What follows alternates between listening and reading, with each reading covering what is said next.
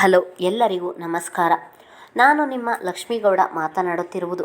ಯಾರೆಲ್ಲ ಇನ್ನೂ ನನ್ನ ಕಾಮನಬಿಲ್ಲು ಕಥಾಗುಚ್ಛ ಯೂಟ್ಯೂಬ್ ಚಾನಲ್ ಸಬ್ಸ್ಕ್ರೈಬ್ ಮಾಡಿಲ್ಲ, ಪ್ಲೀಸ್ ಸಬ್ಸ್ಕ್ರೈಬ್ ಮಾಡಿ, ಸಪೋರ್ಟ್ ಮಾಡಿ. ಹಾಗೆ ನನ್ನ ಕತೆ ನಿಮಗೆ ಇಷ್ಟ ಆದರೆ ಶೇರ್ ಮಾಡಿ. ಇವತ್ತು ನಾನು ಹೇಳುತ್ತಿರುವ ಕತೆ ಬಾಂಧವ್ಯದ ಬಾನಾಡಿಗಳು ಸಂಚಿಕೆ 84. ಹಾಯ್ ವಿವೇಕ್, ಏನು ಎಮರ್ಜೆನ್ಸಿ ಮಾತನಾಡಬೇಕು ಎಂದು ಫೋನ್ ಮಾಡಿದ್ದೆ? ಏನು ವಿಷಯ? ಮನೆಗೆ ಬಂದು ಮಾತನಾಡಬಹುದಿತ್ತಲ್ವಾ? ಇದು ಮನೆಯಲ್ಲಿ ಮಾತನಾಡುವ ವಿಷಯವಲ್ಲ ಅಕ್ಕ, ಅದಕ್ಕೆ ಇಲ್ಲಿಗೆ ಬರ ಹೇಳಿದ್ದು. ನಿಮಗೆ ತೊಂದರೆ ಕೊಟ್ಟಿದ್ದಕ್ಕೆ ಕ್ಷಮೆ ಇರಲಿ. ಹಾಗೆಲ್ಲ ಹೇಳಬೇಡ ವಿವೇಕ್, ಏನು ವಿಷಯ ಹೇಳು. ನನಗೆ ಸುತ್ತಿ ಬಳಸಿ ಮಾತನಾಡಲು ಬರುವುದಿಲ್ಲ ಅಕ್ಕ. ನಿಮ್ಮ ಬಳಿ ನೇರವಾಗಿ ವಿಷಯ ಹೇಳ್ತೀನಿ, ಆದರೆ ನೀವು ತಪ್ಪು ತಿಳಿಯಬಾರ್ದು. ಹಾಗೇನಿಲ್ಲ, ಮೊದಲು ಏನು ವಿಷಯ ಹೇಳು. ನಿಮ್ಮ ತಂಗಿ ಪ್ರಕೃತಿ ನನಗೆ ಒಳ್ಳೆಯ ಸ್ನೇಹಿತೆ, ಅದು ನಿಮಗೂ ಗೊತ್ತು. ಆದರೆ ಒಳ್ಳೆಯ ಸ್ನೇಹವಿದ್ದ ನಮ್ಮ ಮಧ್ಯೆ ಅದು ಯಾವಾಗ ಪ್ರೀತಿ ಚಿಗುರೊಡೆಯಿತು ಎಂದು ನನಗೆ ತಿಳಿದಿಲ್ಲ. ಕಾಲೇಜಿನಲ್ಲಿ ಎಲ್ಲರನ್ನು ಹೆದರಿಸಿಕೊಂಡು ರೌಡಿ ಬೇಬಿ ಹಾಗೆ ಓಡಾಡುವ ಅವಳು, ಎಲ್ಲರಲ್ಲಿಯೂ ನೇರವಾಗಿ ಮಾತನಾಡುವ ಅವಳ ನೇರ ನುಡಿ, ಯಾರಿಗೂ ಹೆದರದಿರುವ ಅವಳ ಧೈರ್ಯ, ಇದೆಲ್ಲವೂ ನನಗೆ ತುಂಬ ಇಷ್ಟ. ಅವಳನ್ನು ನಾನು ತುಂಬ ಪ್ರೀತಿಸುತ್ತಿದ್ದೀನಿ ಅಕ್ಕ ಎಂದನು. ತುಂಬ ದಿನಗಳಿಂದ ವಿವೇಕ್ ಪರಿಚಯವಿದ್ದುದರಿಂದ ವಿವೇಕ್ ಗುಣದ ಬಗ್ಗೆ ತುಂಬ ಚೆನ್ನಾಗಿ ತಿಳಿದಿದ್ದವಳು ಆಶ್ಚರ್ಯದಲ್ಲಿ ನಿಂತಳು. ಇನ್ನೂ ಓದುತ್ತಿರುವ ಹುಡುಗ, ತಂದೆಯ ಆಸ್ತಿ ಎಷ್ಟಿದ್ದರೂ ತನ್ನದೇ ಐಡೆಂಟಿಟಿಯನ್ನು ಕ್ರಿಯೇಟ್ ಮಾಡಲು ಕಷ್ಟಪಟ್ಟು ಓದುತ್ತಿರುವ ಬುದ್ಧಿವಂತ, ಹಾಗೆ ಗುಣವಂತ ಕೂಡ. ಇವನು ನನ್ನ ತಂಗಿಯನ್ನು ಪ್ರೀತಿಸುತ್ತಿದ್ದಾನಾ ಎಂದು ಯೋಚಿಸುತ್ತಿದ್ದ ಸಿಂಚನಾಳನ್ನು ಎಚ್ಚರಿಸಿದ ವಿವೇಕ್. ಅಕ್ಕ, ಏನು ಯೋಚಿಸುತ್ತಿದ್ದೀರಾ? ನಿಮ್ಮ ತಂಗಿಗೆ ನಾನು ಒಳ್ಳೆಯ ಜೋಡಿ ಆಗಲ್ಲ ಎಂದು ಯೋಚಿಸುತ್ತಿದ್ದೀರಾ? ಹಾಗೇನಿಲ್ಲ ವಿವೇಕ್. ನನ್ನ ತಂಗಿ ಮುಂಗೋಪಿ, ಮೇಲೆ ಒರಟಾಗಿ ಕಾಣುತ್ತಾಳೆ, ಆದರೆ ಅವಳ ಮನಸ್ಸು ಹೂವಿನ ಹಾಗೆ. ಆ ಮೃದು ಮನಸ್ಸನ್ನು ಅರ್ಥ ಮಾಡಿಕೊಂಡು ಪ್ರೀತಿಸುತ್ತಿದ್ದೀನಿ ಎಂದಲ್ಲ. ಅದಕ್ಕೆ ಆಶ್ಚರ್ಯದ ಜೊತೆಗೆ ಸಂತೋಷ ಆಯಿತು ಅಷ್ಟೇ. ಆದರೆ ಅವಳು ನನಗೆ ಈ ವಿಷಯ ಹೇಳೇ ಇಲ್ಲ ನೋಡು ಎಂದರೆ, ಅದೇ ವಿಷಯ ನಿಮ್ಮ ಬಳಿ ಮಾತನಾಡಲು ಬಂದಿದ್ದು ಅಕ್ಕ. ನನ್ನ ಪ್ರೀತಿಯನ್ನು ಅವಳು ಒಪ್ಪಲಿಲ್ಲ. ಅವಳು ನೀನು ಇಷ್ಟ ಇಲ್ಲ ಎಂದಿದ್ದರೂ ನಾನು ಸುಮ್ಮನಾಗುತ್ತಿದ್ದೆ. ಆದರೆ ಪ್ರಕೃತಿ, ನಾನು ಜೀವನದಲ್ಲಿ ಮದುವೆಯನ್ನೇ ಆಗುವುದಿಲ್ಲ. ಈ ಮದುವೆ ಎಂಬ ಬಂಧ ನನಗೆ ಇಷ್ಟ ಇಲ್ಲ.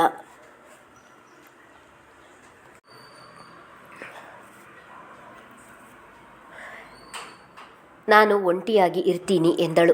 ಆದರೆ ಯಾವ ಕಾರಣಕ್ಕೆ ಹಾಗೆ ಹೇಳಿದಳು? ಅವಳ ಮನಸ್ಸಿನಲ್ಲಿ ಏನಿದೆ ಎಂದು ಗೊತ್ತಿಲ್ಲ. ಅದಕ್ಕೆ ವಿಷಯವನ್ನು ನಿಮಗೆ ಹೇಳಬೇಕು ಎನಿಸಿತು, ಹಾಗಾಗಿ ಹೇಳಿದೆ ಅಕ್ಕ ಎಂದನು. ನೀನು ಬೇಜಾರಾಗಬೇಡ, ನಾನು ಪ್ರಕೃತಿ ಜೊತೆ ಮಾತನಾಡುತ್ತೇನೆ. ಅವಳು ಹಾಗೆ ಹೇಳಲು ಏನೋ ಬಲವಾದ ಕಾರಣ ಇರುತ್ತೆ. ನಾನು ಅವಳ ಬಳಿ ಮಾತನಾಡುತ್ತೇನೆ ಎಂದು ಹೇಳಿ ಅಲ್ಲಿಂದ ಹೊರಟಳು. ಜೀವನದಲ್ಲಿ ಮದುವೆಯೇ ಆಗುವುದಿಲ್ಲ ಎಂದು ಹೇಳಲು ಕಾರಣ ಏನು? ಹಾಗೇನಾದರೂ ಯಾರನ್ನಾದರೂ ಪ್ರೀತಿಸಿದ್ದರೆ ಅದನ್ನು ಹೇಳುತ್ತಿದ್ದಳು. ಜಗಳ ಮಾಡಿಯಾದರೂ ಇಲ್ಲ ಬಲವಂತದಿಂದಾದರೂ ಅವಳ ಪ್ರೀತಿಯನ್ನು ಪಡೆಯುತ್ತಿದ್ದಳು. ಆದರೆ ಅವಳ ಮನಸ್ಸಿನಲ್ಲಿ ಈ ರೀತಿಯ ನಿರ್ಧಾರ ಬರಲು ಕಾರಣ ಏನು?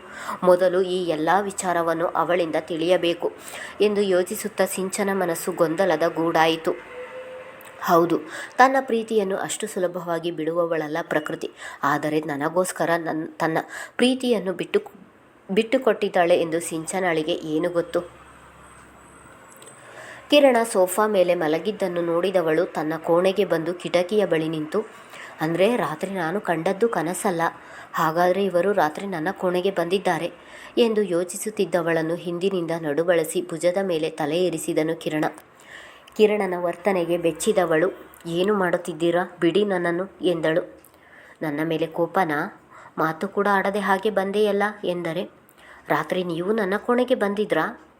ಇಲ್ಲಪ್ಪ, ನಾನು ತುಂಬ ಒಳ್ಳೆಯ ಹುಡುಗ, ನಾನು ಆ ರೀತಿಯೆಲ್ಲ ಬರಲ್ಲ, ಅಮಾಯಕನ ಮುಖ ಮಾಡಿ ಹೇಳಿದನು. ನೀನೆಲ್ಲೋ ಕನಸು ಕಂಡಿರಬೇಕು. ಹೌದು, ನಿನ್ನ ಕನಸಿನಲ್ಲಿ ನಾನು ಬಂದು ಏನು ಮಾಡಿದೆ? ಹಣೆಗೆ ಮುತ್ತು ಕೊಟ್ಟೆನಾ? ಇಲ್ಲ ಎಂದು ರಾಗವೆಳೆದ.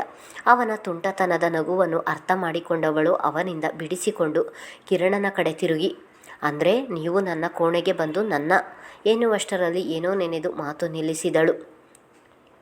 ಹ್ಞೂ ಹೇಳು, ನಿನ್ನ ಎಂದು ಹೇಳುತ್ತಾ ಅವಳ ಅತಿ ಸಮೀಪ ಬಂದನು. ಏನಿಲ್ಲ, ಅಮ್ಮ ಕರೆಯುತ್ತಿದ್ದಾರೆ, ನಾನು ಹೋಗಬೇಕು, ದಾರಿ ಬಿಡಿ ಎಂದರೆ, ಎಲ್ಲಿ ಕರೆದರು? ನನಗೆ ಕೇಳಿಸಲಿಲ್ಲ. ಇರು ಕೇಳುತ್ತೇನೆ ಎಂದವನು ಆಂಟಿ ಚಿನ್ನುನ ಕರೆದ್ರಾ ಎಂದನು ಕೂಗಿ. ತಕ್ಷಣ ಅವನ ಬಾಯಿ ಮುಚ್ಚಿದವಳು ಏನು ಮಾಡುತ್ತಿದ್ದೀರಾ, ಸುಮ್ಮನೆ ಇರಿ ಎಂದವಳು ಅವನ ಬಾಯಿ ಬಿಟ್ಟು ಸರಿ, ನೀವು ಇವಾಗ ಯಾಕೆ ಬಂದದ್ದು ಎಂದಳು.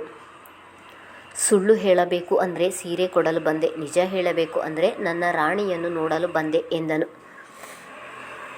ಕಿರಣನನ್ನೇ ತುಂಬಿದ ಕಣ್ಣುಗಳಿಂದ ಆಸೆಯಿಂದ ನೋಡಿದವಳಿಗೆ ಕಿರಣನ ಕಂಗಳ ಒಲವು ಅರಿವಾಗಿತ್ತು. ನಿಮ್ಮ ಈ ಪ್ರೀತಿಗೆ ನಾನು ದಿನೇ ದಿನೇ ಸೋಲುತ್ತಿದ್ದೇನೆ. ಕೆಲವೊಮ್ಮೆ ನಿಮ್ಮ ಈ ಪ್ರೀತಿಗೆ ನಾನು ಅರ್ಹಳೆ ಎನಿಸುತ್ತದೆ. ನಿಮಗೆ ನನ್ನ ಮೇಲೆ ಯಾಕಿಷ್ಟು ಹುಚ್ಚು ಪ್ರೀತಿ ನನಗೆ ತಿಳಿಯದೆ ನನ್ನ ಪೂರ್ತಿ ಆವರಿಸಿದ್ದೀರಾ ನೀವು. ನಮ್ಮ ಪ್ರೇಮ ಜನ್ಮ ಜನ್ಮದ್ದು ಅನಿಸುತ್ತೆ. ಆದರೆ ಸಾತ್ವಿಕಾಳನ್ನು ನೆನೆಸಿಕೊಂಡರೆ ಭಯವಾಗುತ್ತದೆ ಎಂದರೆ ಹಾಗೆಲ್ಲ ಹೇಳಬೇಡ ಚಿನ್ನು. ನಿನ್ನ ಪ್ರೀತಿಯನ್ನು ಪಡೆದ ನಾನೇ ಧನ್ಯ. ನಾನು ಎಕ್ಸ್ಪ್ರೆಸ್ ಮಾಡ್ತೀನಿ, ಆದರೆ ನೀನು ಹೃದಯದಲ್ಲಿಟ್ಟು ಪೂಜಿಸುತ್ತೀಯ. ಹೇಳುವುದಿಲ್ಲ ಅಷ್ಟೆ, ನನಗೆ ಎಲ್ಲ ಅರ್ಥವಾಗುತ್ತದೆ. ಇನ್ನು ಸಾತ್ವಿಕ ಬಗ್ಗೆ ಭಯ ಬೇಡ, ಅವಳು ಏನೂ ಮಾಡುವುದಿಲ್ಲ.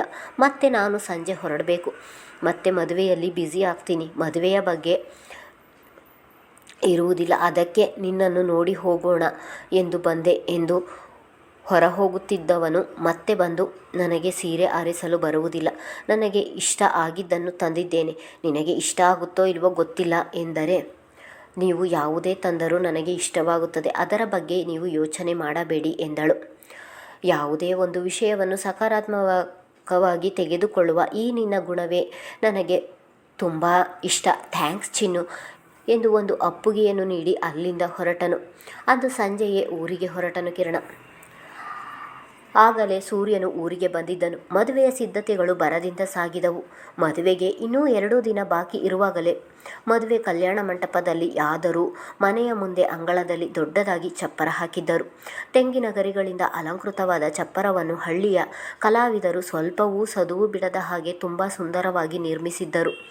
ಅದಕ್ಕೆ ರಸ್ತೆ ಬದಿಯ ಮರದಲ್ಲಿ ಬಿಡುವ ಕೆಂಪು ಹೂಗಳಿಂದ ಅಲಂಕಾರ ಮಾಡಿದ್ದರು. ಚಪ್ಪರ ಇರುವಷ್ಟು ಉದ್ದಗಲಕ್ಕೂ ನೆಲವನ್ನು ಸಗಣಿಯಿಂದ ಸಾರಿಸಿ ಸ್ವಲ್ಪವೂ ಮಣ್ಣು ಇಲ್ಲದ ಹಾಗೆ ಮಾಡಿದ್ದರು. ಮದುವೆ ಮನೆ ಎಂದರೆ ಕೇಳಬೇಕಾ? ಸಂಬಂಧಿಕರೆಲ್ಲ ಆಗಲೇ ಬಂದು ಮದುವೆ ಕೆಲಸದಲ್ಲಿ ನಿರತರಾಗಿದ್ದರು. ಎಲ್ಲರಿಗೂ ಒಂದಿಲ್ಲೊಂದು ಕೆಲಸ ವಹಿಸಿ ಮಾಡುತ್ತಿದ್ದರು. ಇಡೀ ಮನೆಯೇ ಸಂಭ್ರಮದಿಂದ ಕೂಡಿತು. ಮಹಿ, ಬೈಕ್ ತೆಗಿ, ಇನ್ನೊಮ್ಮೆ ಊರಿನ ಜನರನ್ನು ಕರೆದು ಬರೋಣ. ಅಣ್ಣ, ದೊಡ್ಡಪ್ಪ ದೊಡ್ಡಮ್ಮ ಎಲ್ಲರನ್ನು ಕರೆದಿದ್ದಾರೆ, ಈಗ ನೀನು ಯಾಕೆ? ಬೇಡ ಬಿಡು, ಅಲ್ಲದೆ ನಮ್ಮ ಊರು ದೊಡ್ಡದು, ಈ ದೊಡ್ಡ ಊರನ್ನು ಕರೆಯುವುದು 1 ದಿನ ಆಗುತ್ತೆ, ಸುಮ್ಮನೆ ಯಾಕೆ ರಿಸ್ಕು ತೆಗೆದುಕೊಳ್ಳುವುದು ಎಂದನು. ಲೋ ತರ್ಲೆ, ಏನಂತ ಮಾತಾಡ್ತಿದ್ದೀಯ? ಇರುವವಳು ಒಬ್ಬಳೇ ಮಗಳು, ಇದು ನನ್ನ ಮಗಳ ಮದುವೆ, ಅವಳ ಮದುವೆಗೆ ಇಡೀ ಊರಿನ ಜನರೆಲ್ಲ ಬರಬೇಕು, ನಾಳೆ ಕರೆಯಲು ಆಗಲ್ಲ. ಸುಮ್ಮನೆ ಸೂರ್ಯನ ಜೊತೆ ಹೋಗಿ ಎಲ್ಲರನ್ನೂ ಇನ್ನೊಮ್ಮೆ ಕರೆದು ಬನ್ನಿ. ಅಲ್ಲಿಗೆ ಬಂದ ಧರ್ಮೇಗೌಡರು ಮಹಿಗೆ ಗದರಿದರು. ಆಯಿತು ಬಿಡು ದೊಡ್ಡಪ್ಪ, ಹೋಯ್ತೀನಿ, ಅದಕ್ಕೆ ಯಾಕೆ ಬೈತೀಯ ಎಂದು ಹೇಳುತ್ತಾ ಬೈಕೇರಿದವನು ಅಣ್ಣ ಕೂತ್ಕೋ ಎಂದರೆ ಸೂರ್ಯ ನಗುತ್ತಲೇ ಅವನ ಹಿಂದೆ ಕುಳಿತ ತಕ್ಷಣ ವೇಗವಾಗಿ ಹೊರಟನು ಮಹಿ. ಮನೆಯಲ್ಲಿ ಆಗಲೇ ಅರಿಶಿನ ಶಾಸ್ತ್ರದ ಶುರುವಾಗಿತ್ತು. ಮುತ್ತೈದೆಯರೆಲ್ಲರೂ ದಂತದ ಗೊಂಬೆಯಂಗಿರುವ ಚಿನ್ನು ಕೈ ಕಾಲು ಮುಖಕ್ಕೆಲ್ಲ ಅರಿಶಿಣ ಹಚ್ಚುತ್ತಿದ್ದರು. ಎಲ್ಲರೂ ಶಾಸ್ತ್ರ ಮಾಡುತ್ತಾ ಚಿನ್ನುವನ್ನು ರೇಗಿಸುತ್ತಿದ್ದರೆ ಚಿನ್ನು ಕಿರಣನನ್ನು ನೆನೆದು ಕೆನ್ನೆ ಕೆಂಪೇರಿತು. ಅಮ್ಮ, ಅಣ್ಣನನ್ನು ಕರೆಯಮ್ಮ, ಅವನು ಅರಿಶಿಣ ಹಚ್ಚಲಿ. ತನ್ನ ಅಣ್ಣನ ಕೈಯಿಂದ ಅರಿಶಿನ ಶಾಸ್ತ್ರ ಮಾಡಿಸಿಕೊಳ್ಳಲು ಏನೋ ಆಸೆ ಹುಡುಗಿಗೆ. ಮಹಿ, ಸೂರ್ಯನ ಕರೆದುಕೊಂಡು ಬಾ, ಲೇಟ್ ಆಗುತ್ತೆ, ಅವಳನ್ನು ಶಾಸ್ತ್ರದಿಂದ ಇಳಿಸಬೇಕು ಎಂದರು ಅನ್ನಪೂರ್ಣ. ಅಣ್ಣ ಅಣ್ಣ ಎಂದು ಕೂಗುತ್ತಾ ಬಂದ ಮಹಿಯ ಮಾತು ಕೇಳಿದವನು ಕಾಣದ ಹಾಗೆ ತನ್ನ ಕಣ್ಣೀರನ್ನು ತೊಡೆದುಕೊಂಡನು ಸೂರ್ಯ. ಅದನ್ನು ಆಗಲೇ ಕಳ್ಳ ಮಹಿ ನೋಡಿದನು. ಅಣ್ಣ, ಯಾಕೆ ಅಳ್ತಿದ್ದೀಯ? ನಿನ್ನ ಮುಖ ಹೀಗಿದ್ರೆ ನನಗೆ ನೋಡೋಕ್ಕಾಗಲ್ಲ. ನಿನ್ನನ್ನು ಈ ಸ್ಥಿತಿಯಲ್ಲಿ ಚಿನ್ನು ನೋಡಿದರೆ ಅವಳನ್ನು ಸಮಾಧಾನ ಮಾಡುವುದು ಕಷ್ಟ. ಬಾ, ಅಲ್ಲಿ ಅರಿಶಿಣದ ಶಾಸ್ತ್ರ ಮಾಡಲು ಎಲ್ಲರೂ ನಿನಗೋಸ್ಕರ ಕಾಯುತ್ತಿದ್ದಾರೆ. ನನಗೆ ಆ ಶಾಸ್ತ್ರ ಎಲ್ಲ ಮಾಡಲು ಬರಲ್ಲ, ಅಲ್ಲದೆ ಈಗ ಅವಳ ಎದುರಿಗೆ ಹೋದರೆ ನನ್ನ ದುಃಖ ತಡೆಯಲು ಆಗಲ್ಲ, ನಾನು ಬರುವುದಿಲ್ಲ, ಹೋಗು ಎಂದರೆ, ಅಣ್ಣ, ಇದು ಚಿನ್ನು ಆಸೆ, ಬಾ ಎಂದು ಕೈ ಹಿಡಿದು ಎಳೆದುಕೊಂಡು ಹೋದನು. ಚಂದ್ರುಳಿ ಚೆಲುವೆ ಹಸೆಮಣೆಯ ಮೇಲೆ ಕುಳಿತು ಅರಿಶಿಣವನ್ನು ಮೈಗೆಲ್ಲ ಹೊದ್ದು ಸುಂದರವಾಗಿ ಕಾಣುತ್ತಿದ್ದಳು. ಸೂರ್ಯ ಬಂದವನೇ ಅರಿಶಿಣವನ್ನು 2 ಕೈಗೆ ತೆಗೆದುಕೊಂಡು ಅವಳ ಕೆನ್ನೆಗೆ ಸವರಿ ಕೈ ಮತ್ತು ಮುಂಗಾಲಿಗೂ ಹಚ್ಚಿದವನು ಮನದಲ್ಲಿ ಆಗಲೇ ಅರಿಯದ ಸಂಕಟ ಶುರುವಾಯಿತು ಸೂರ್ಯನಿಗೆ. ಅದು ಆಗಲೇ ಅವನ ಕಣ್ಣಿನಲ್ಲಿ ಎದ್ದು ಕಾಣುತ್ತಿತ್ತು. ತನ್ನ ಅಣ್ಣನ ಮುಖವನ್ನೇ ದಿಟ್ಟಿಸಿದವಳು ದುಃಖ ತಡೆಯಲಾರದೆ ಕೈಯಲ್ಲಿ ಮುಖ ಮುಚ್ಚಿ ಜೋರಾಗಿ ಅಳತೊಡಗಿದಳು. ಅದನ್ನು ನೋಡಿದ ಸೂರ್ಯನ ಕಣ್ಣಿನ ಬಿಂದುಗಳು ನಾ ಮುಂದು ತಾ ಮುಂದು ಎಂದು ಕಣ್ಣಿನ ಜಾರಲು ಸಿದ್ಧವಾಗಿದ್ದವು. ತನ್ನ ತಂಗಿಯನ್ನು ಸಮಾಧಾನ ಮಾಡುವ ಗೋಜಿಗೂ ಹೋಗದೆ ಆಚೆ ಹೋದನು. ಆ ದೃಶ್ಯವನ್ನು ನೋಡಿದ ತಂದೆ ಎನ್ನುವ ದೇವರಿಗೂ ಅಲ್ಲಿ ನಿಲ್ಲಲಾಗದೆ ಆಚೆಗೆ ಬಂದರು. ತನ್ನ ಮಗಳ ಮದುವೆ ಪ್ರತಿಯೊಬ್ಬ ತಂದೆಯ ಕನಸು ಇಲ್ಲಿ. ಧರ್ಮೇಗೌಡರು ಅದಕ್ಕೆ ಹೊರತಾಗಿರಲಿಲ್ಲ. ಮುದ್ದು ಮುದ್ದಾಗಿ ಮಾತನಾಡಿಕೊಂಡು ತನ್ನ ಭುಜದ ಮೇಲೆ ಬೆಳೆದ ಮಗಳಿಗೆ ಆಗಲೇ ಮದುವೆ ಎಂದು ಭಾವುಕರಾದರು. ಆದರೆ ತನ್ನ ಮಗಳನ್ನು ತಬ್ಬಿಹತ್ತು ತಮ್ಮ ದುಃಖ ಹೊರಹಾಕಿದ್ದು ಮಾತ್ರ ಅನ್ನಪೂರ್ಣ ಮತ್ತು ಮಹಿ. ಇತ್ತ ಕಿರಣನ ಮನೆಯಲ್ಲಿ ದಕ್ಷಿಣಿ ಯಾವ ಶಾಸ್ತ್ರಕ್ಕೂ ಬರುತ್ತಿರಲಿಲ್ಲ. ತಾನಾಯಿತು ತನ್ನ ಕೆಲಸವಾಯಿತು ಎಂದು ತನ್ನ ಕೋಣೆಯಲ್ಲಿ ಇರುತ್ತಿದ್ದಳು. ಅದನ್ನು ಗಮನಿಸಿದ ಜಯರಾಜ್ ಅವರು ಜನಗಳ ಎದುರಿಗೆ ಮಾತು ಬೇಡ ಎಂದು ಸುಮ್ಮನಾಗಿದ್ದರು. ಕಿರಣ ತನ್ನ ಅಜ್ಜಿ ಮಾವ ಅತ್ತೆಯನ್ನು ಬನ್ನಿ ಎಂದು ಕರೆದರು. ನಾವು ಆ ಮನೆಗೆ ಬರುವುದಿಲ್ಲ, ಡೈರೆಕ್ಟ್ ಕಲ್ಯಾಣ ಮಂಟಪಕ್ಕೆ ಬರುತ್ತೇವೆ ಎಂದಿದ್ದರು. ಅಲ್ಲಿ ಎಲ್ಲ ಮದುವೆ ಕಾರ್ಯದ ಕೆಲಸವನ್ನು ಭೈರನೆ ವಹಿಸಿಕೊಂಡು ಮಾಡುತ್ತಿದ್ದರೆ ಶಾಸ್ತ್ರಗಳೆಲ್ಲವನ್ನು ವನಜಾ ಅವರು ವಹಿಸಿ ಮಾಡುತ್ತಿದ್ದರು. ಕಿರಣನಿಗೂ ಅಕ್ಕಪಕ್ಕದ 4 ಜನ ಸೇರಿ ಅರಿಶಿಣದ ಶಾಸ್ತ್ರ ನೆರವೇರಿಸಿದರು. ಮುಂದುವರಿಯುವುದು.